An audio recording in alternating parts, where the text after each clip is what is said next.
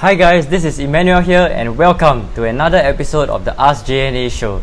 In today's episode, we will be comparing BTOs and resale HDBs. Alright, so stay tuned.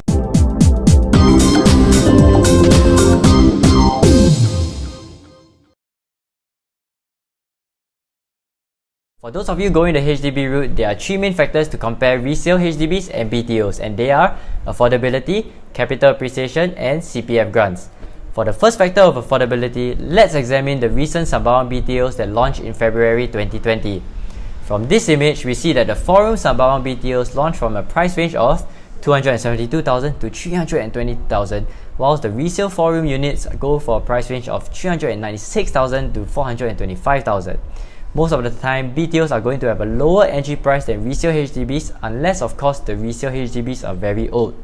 This also means that by the time these BTOs finishes its MOP period, which is around mid-2030, the surrounding resale HDBs would be its competition. So this BTO unit could appreciate by around 120k to match this resale price range or even more because it is newer. So that leads us to the second factor of capital appreciation, where we see that these Sembawang BTOs could appreciate to match the surrounding resale HDB units. But it is also important to take note of the building and MOP timeline. These Sembawang BTOs gonna take 5 years to build, and by the time the MOP ends, it will be 10 years later. So remember to consider the MOP timeline of your shortlisted BTOs. Other BTOs such as the Punggol Park Vista that took a shorter time of 3 years to build have also seen similar capital appreciation patterns. So now, what about resale HDBs? Can they still appreciate? From this chart, we see that resale HDBs have been on a decline since HDB announced to lower the mortgage servicing ratio from 35% to 30% in August 2013. This means that homeowners could now service a lower mortgage given their current income, and this affects the total price of the HDB property that they can afford. The good news is that generally, resale HDBs are now more affordable than before. However, resale HDBs usually do not appreciate as their lease gets older, unless of course there are future transformations in the area. Now, let's move on to the third factor, which is CPF grants. And for those of you who have tried many times to apply for a BTO but have failed, you don't have to worry because I'll be showing you how a more expensive resale unit can end up cheaper than a BTO because of CPF grants. But first, let's talk about how to maximize the BTO grants based off your starting income. For those of you who are full-time students or national servicemen, or who have just graduated or finished serving national service in the last 12 months, you can apply for this thing called the Deferred Income Assessment Scheme. This scheme calculates how the grants you are eligible for approximately 3 months before flat completion so that you can get the most grants off your starting pay when you enter the workforce. In order to make resale HDBs more affordable for those who need immediate housing, HDB offers more CPF grants for resale HDBs. From this chart, we see that the BTO buyers only have the enhanced housing grant applicable to them, whilst the resale buyer has the enhanced housing grant, the CPF family housing grant, and the proximity grant eligible for them.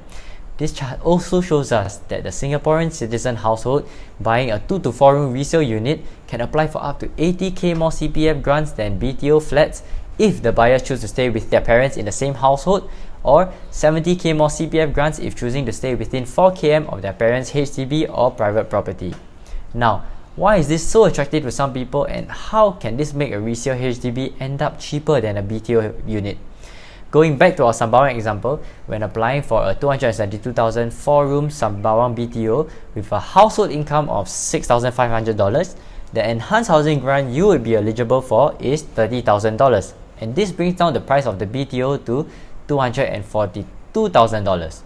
On the other hand, if you purchase a 4-room resale unit that is $342,000 and below, assuming that you're staying within 4 km of your parents, the grants eligible you will be applicable for is 100k, and this brings down the total price of the resale HDB down to $242,000 and lower.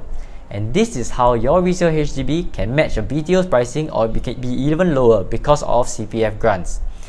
Some homeowners who are planning to stay for a shorter period of time before upgrading can look for a more expensive resale unit.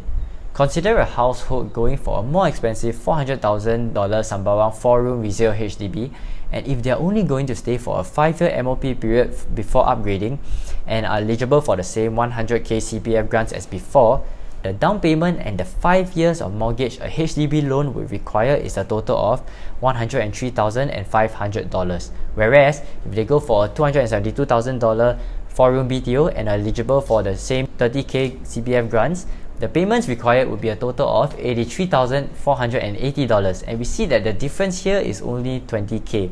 And this is attractive to some people as they wouldn't mind paying the 20k more for a resale HDB that can bring them 70 to 80k more in CPF grants. And also remember that a resale HDB is readily available to move in, and some might be renovated and furnished to your liking, whilst renovating a BTO could cost you around 30 to 50k. Now, showing you all of this, you might be asking, which do I choose, right? So if I were to choose, I'll first ask myself, how soon do I need a roof over my head? If you can wait, then by all means, go for a BTO to enjoy the capital appreciation and its low entry price, whilst also being applicable for some CPF grants. On the other hand, if you need a place to stay ASAP, there are some resale HDBs that are now affordable, and it could be a good option for you to take advantage of the many CPF grants available. Alright guys, thank you so much for watching this episode of the Ask JNA show. I really appreciate it, and I hope that it has helped add value to your HDB decisions. If you have found this video helpful, do leave it a like, comment and subscribe to this channel. Once again, thank you, stay safe, and I'll see you in the next one.